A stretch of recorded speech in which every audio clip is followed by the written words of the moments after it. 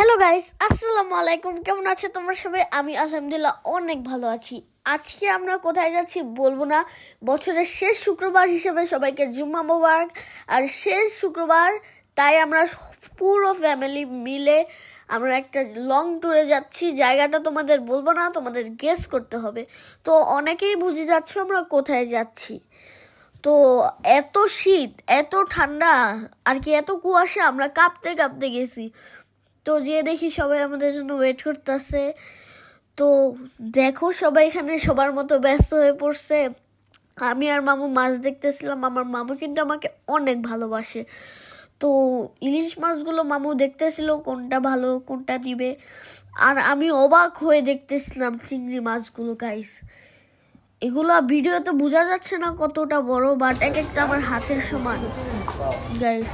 তো আমাদের মাছগুলো কাটার সময় এসে পড়েছে গাইস। এক একটা চোখ দেখো মানুষের চোখের মতো। আমরা চিংড়িও নিচ্ছি, বাট ওগুলো ভিডিও করতে পারি নাই। আমার আপনিও আমাকে অনেক ভালোবাসে। আর মাসে তো ভয় দিতেছে। মামি এমনভাবে তাকায় আছে যে একটা আস্ত ইলিশ মাছ একাই খেয়ে ফেলবে, কাঁচা কাঁচা। আর আমার শেহজাদও দেখতেছিল।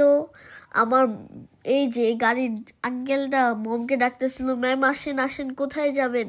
আমার মম তো পাত্তাই দিল না গাড়িটাকে। মম বললো না, আমি কোথাও যাব না। গাইস, আমার মম এত পরীর মতো যে মানুষরা দেখলেই ডাকতে থাকে, ম্যাম কোথায় যাবেন কোথায় যাবেন। আমার মম কিন্তু এখানে ভর্তা নিয়ে ব্যস্ত ছিল। তো আমি এখানে দোলনা নিয়ে ব্যস্ত আর কি। আমি একটু দোল খাচ্ছিলাম গাইস। আর খুব মজা লাগতেছিল আর কি। এখানে শেহজা আর কি আমাদের গুনগুন ওয়েট করতেছিল আর কি। ও একটু পর খাবার খাবে আমাদের সাথেই। তো এখানে কিন্তু মামু অনেক ব্যস্ত হয়ে পড়ছে মাছ আর কি সবকিছু সামলাতে। এই আঙ্কেলটা দেখো আগুন, মানে একটা আগুন তৈরি করলো কিভাবে আমি জানি না। আমি কিন্তু অনেক ভয় পাই, তাই আমি তাড়াতাড়ি করে চলে এসে পড়েছি গাইস। আমার অনেক ভয় লাগে। তো অবশেষে আমাদের খাবার দিয়ে দিছে গাইস। এখানে সবাই খাবারের জন্য রেডি। আমার মামুর পরিচিত দেখেই একটু তাড়াতাড়ি দিছে, না তো আরো দেরি হতো। খেতে খেতে 4টা বেজে গেছে।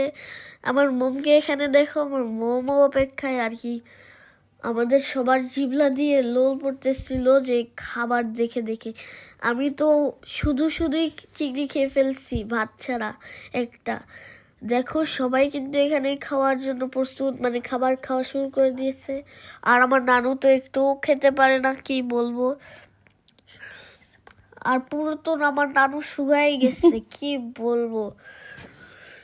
দেখো আমিও খাচ্ছিলাম গাইস। আমার এত মজা লাগছে, মনে হয়েছে অমৃত। আর এখানে দেখো একটা মাঠে পিচ্চিরা আর কি ভলিবল খেলতেছে। বুঝো বাংলাদেশ কতটা উন্নত। তারেক ভাই আসছে দেখে এখানে মিষ্টি বিতরণ করতেছে। ভিডিও করতেছি তাই আমাকেও একটা আঙ্কেল সাথছিল, বাট আমি নেই কারণ এগুলা কি আমি খাই, কি করবো, আমি ছোট মানুষ। তো আমাদের গন্তব্যে আমরা আবারও পৌঁছিয়ে যাই গাইস।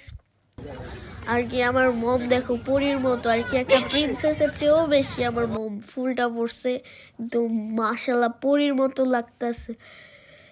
আমরা দেখো কোথায় আসছি গাইস। এখান থেকে মনে হইতেছে হাতটা বাড়াইলে পদ্মা সেতু ধরা যাবে গাইস। আমি তো খুব খুশি। What a view guys. দেখো এক সাইডে সানসেট, আরেক সাইডে পদ্মা সেতু, মাঝখানে আমি। এখানে অনেক পানি ছিল, পানিগুলো কমে গিয়েছে গাইস। কি বলবো, অনেক পানি ছিল শীতের দিন, তাই পানি শুকিয়ে গেছে গাইস। তো আমি তো এখানে স্ল্যাবগুলোতে দাঁড়িয়েছিলাম, মানে আমার একটা গন্তব্য ছিল আর কি নিচে যাওয়ার। বাট আমি তো ভয় পাই, তাই পরেই যাব আমি মমের সাথে। একা একা তো যাওয়া সম্ভব না। তো আমি অবশেষে মমের সাথে একটু নিচে আসি। এখানটা ভরা পানি ছিল, এখন পানি শুকিয়ে গেছে। কি বলবো, এখানে একটা মেলার মতো ছিল আর কি। মেলার মতোই ধরতে গেলে মেলাই। এখানে পিচ্চিদের জন্য খেলনা বিক্রি করতেছিল, খাবার বিক্রি করতেছিল।